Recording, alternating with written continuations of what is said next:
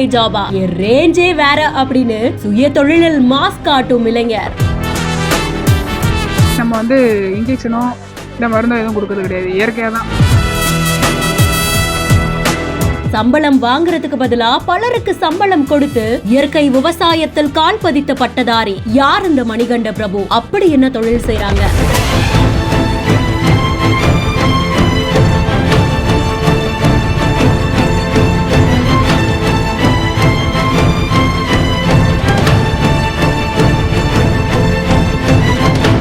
தஞ்சாவூர் மாவட்டத்தில் இருக்கக்கூடிய பெரம்பூர் பகுதியை சேர்ந்தவங்க தான் மணிகண்ட பிரபு. இளங்கலை பட்டம் பெற்ற இவங்க வேலைக்கு போறதுக்கு பதிலா விவசாயத்துல அதிக நாட்டம் இருந்ததுனால சொந்தமா ஒரு தொழில் தொடங்கணும்னு நினைச்சிருக்காங்க. ஸ்டார்டிங்ல பல கஷ்டங்கள் இருந்தாலும் அதெல்லாத்தையும் தாண்டி நாட்டு கோழிகள் வளர்த்து விற்பனை செஞ்சிருக்காங்க. பிராய்லர் கோழிகளே அதிகமா விற்பனையானாலும் நாட்டு கோழிகளுக்கான மவுசும் நிச்சயமா எப்போதுமே குறையறது இல்ல. இத மனசுல வச்சுக்கிட்டு நகர பகுதிகளில் நாட்டு கோழிகள் கிடைக்கிறது கொஞ்சம் கஷ்டமா இருக்கிறதுனால அங்கேயே அதை விற்பனை செஞ்சிருக்காங்களாம். இதுக்கப்புறம் கொஞ்சம் கொஞ்சமா நாட்டு கோழிகளோட காடைகளையும் விற்பனை செஞ்சிருக்காங்க. நாட்டு கோழிகளுக்கும் காடைகளுக்கும் தேங்காய் புண்ணாக்கு, உடைத்த அரிசி, கோதுமை தவிடு, தீவனம் இந்த மாதிரியான இயற்கை உணவுகளை தான் உணவா கொடுத்திருக்காங்களாம். அது மட்டும் இல்லாம இயற்கை முறையிலேயே கருத்தரிக்க வைக்கிறதாகவும் சொல்றாங்க. இது மூலமா பல்லாயிரம் ரூபாய் வருமானம் ஈட்டுறதாகவும் சொல்றாங்க. மணிகண்டன் அவர்களுடைய இந்த ஸ்டோரி இன்ஸ்பைரிங்கா இருக்கும். அதே நேரத்துல ஒரு சுய தொழில் தொடங்குறதுக்கு முன்னாடி ஒவ்வொருத்தவங்களுமே எவ்வளவு பேக்ரவுண்ட் ரிசர்ச் பண்ணிருப்பாங்க, எந்த அளவுக்கு அவங்களுக்கு சப்போர்ட் இருந்திருக்கோ, எவ்வளவு கஷ்டங்களை ஃபேஸ் பண்ணிருப்பாங்க அப்படின்றது எல்லாமே அவங்களுக்கு மட்டுமே தெரிஞ்ச ஒரு விஷயமா தான் இருக்கும். இந்த ஸ்டோரி பத்தினா உங்களுடைய கருத்துக்களை கமெண்ட் செக்ஷன்ல மறக்காம சொல்லுங்க. மேலும் இன்ஸ்பைரிங்கான ஸ்டோரிஸ்க்கு பிஹைண்ட் நோட்ஸை ஃபாலோ பண்ணிக்கோங்க.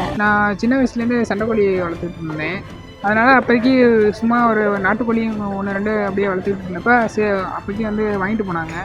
அப்போ வாங்கிட்டு போனப்போ அதில் பணம் வந்துச்சு. அதனால் ஒரு 10-15 கோழியை அப்படியே வளர்த்ததில் அப்படியே அங்கே சிட்டிலேருந்து வாங்கிட்டு போனாங்க. கிராமத்தில் எல்லாம் ஈஸியாக கிடைக்கும், ஆனால் சிட்டியில் கொஞ்சம் கிடைக்கிறது கஷ்டங்கிறதுனால நான் வல்லம் பக்கத்தில் அப்படியே வல்லத்தை பார்த்து அப்படியே அங்கேயே ஒரு இடம் வாடகைக்கு எடுத்து அப்படியே இங்கே கோழி வளர்த்து இங்கே இங்கே கிராமத்தில் ஈஸியாக கிடைக்கும், இங்கே சிட்டியில் கிடைக்காதவங்க இங்கே நம்மள்ட்ட பார்த்துட்டு கோழி அவங்க பிடிச்ச கோழி அவங்களே நேரில் பார்த்து இந்த கோழி வேணுன்னா அந்த கோழி அப்படின்னு சொல்லி அவங்கள்ட்ட நம்ம டைரெக்டாகவே கொடுத்துருவோம்.